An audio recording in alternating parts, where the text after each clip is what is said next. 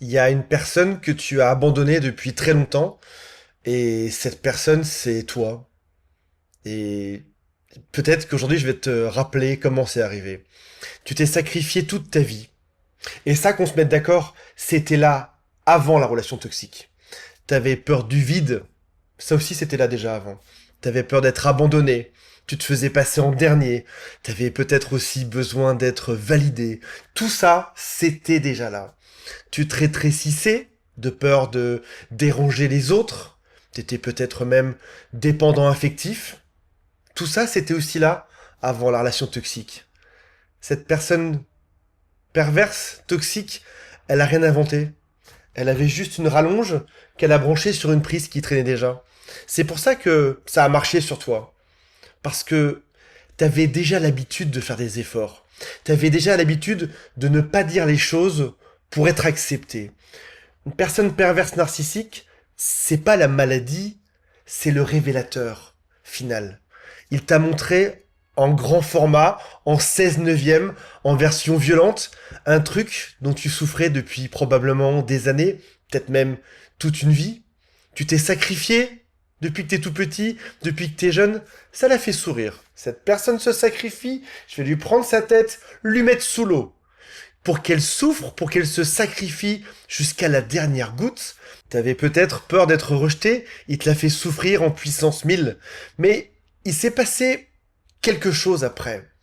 Parce que lorsqu'on fait un rêve, lorsqu'on fait un cauchemar un peu fiévreux et qu'on se réveille, on est tout d'un coup heureux en une demi-seconde de voir qu'il n'y avait rien de réel. C'était juste un mauvais rêve. Et dans cette relation toxique, c'est exactement la même chose qui s'est passée. Tout d'un coup, tu t'es réveillé. T'es sorti de ça. Tu l'as quitté. Tu réalises que c'était juste un cauchemar. Il n'y a jamais eu d'amour. Et le cadeau, la révélation puissante de ça, c'est que tu te choisis maintenant. Alors, se choisir, c'est un mot qui est vu, revu, qui est très mal employé. Se choisir, on pense souvent que c'est devenir froid, que c'est se venger, que c'est se couper du monde, que c'est devenir solitaire. C'est pas du tout ça. C'est réinvestir de l'énergie dans la seule personne qu'on a abandonnée depuis des années, c'est-à-dire dans toi. C'est par exemple s'occuper de soi-même. C'est aussi construire enfin son propre univers. C'est pas s'adapter à l'univers de l'autre, si transformer, se rapetisser, se contraindre pour rentrer dedans. Non, c'est avoir son propre univers. C'est devenir sélectif avec plein de gens qu'on n'a plus du tout envie de voir. C'est arrêter de se demander, mais pourquoi est-ce qu'il m'a fait ça? Pourquoi est-ce qu'il a été si dur avec moi? La réponse elle est toute simple. Il t'a fait ça parce qu'on l'a laissé faire. Il t'a fait ça parce qu'il n'y a pas eu un seul non dans cette histoire. Donc il l'a fait. C'est aussi se choisir, c'est savoir se mettre en premier.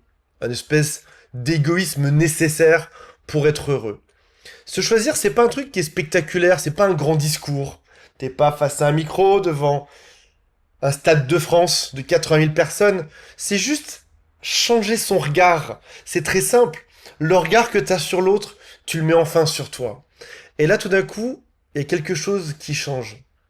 Il y a plusieurs façons d'aimer. Il y a avoir besoin de l'autre et il y a choisir l'autre. Le besoin vient de l'insécurité. Ça, c'était avant. Tu restais parce que tu avais peur du vide. Tu donnais, par exemple, pour qu'on ne parte pas. Tu mendiais des miettes et tu appelais ça de l'amour. Le choix, c'est très différent. Ça vient de l'identité. Tu es dans une relation amoureuse parce que tu le décides. T'es bien dans tes baskets, je dirais même que t'es bien tout seul. Et ce switch, ce changement, et vous êtes dedans mes amis, je le sais, c'est qu'aujourd'hui t'aimes bien passer du temps avec toi-même. Et ça c'est nouveau. C'est ça, la chose que t'as apprise.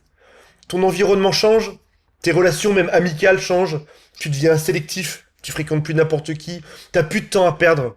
On te valide ou pas, on te dit que t'es une personne géniale ou pas, ça te change absolument rien, parce que t'es avec la personne la plus sympa sur Terre. C'est toi-même. Celle qui connaît tes goûts par cœur, celle qui te lâchera jamais. Et aujourd'hui, s'il y avait une seule question à se poser, ce serait la suivante. C'est est-ce que je suis encore en train d'attendre quelque chose de cette personne? Ou est-ce que j'ai enfin commencé à me la donner moi-même, cette chose? Faut-il remercier ces personnes? La réponse est non. Était-ce nécessaire? Je vous laisse décider. Salut à tous, bye, je vous aime.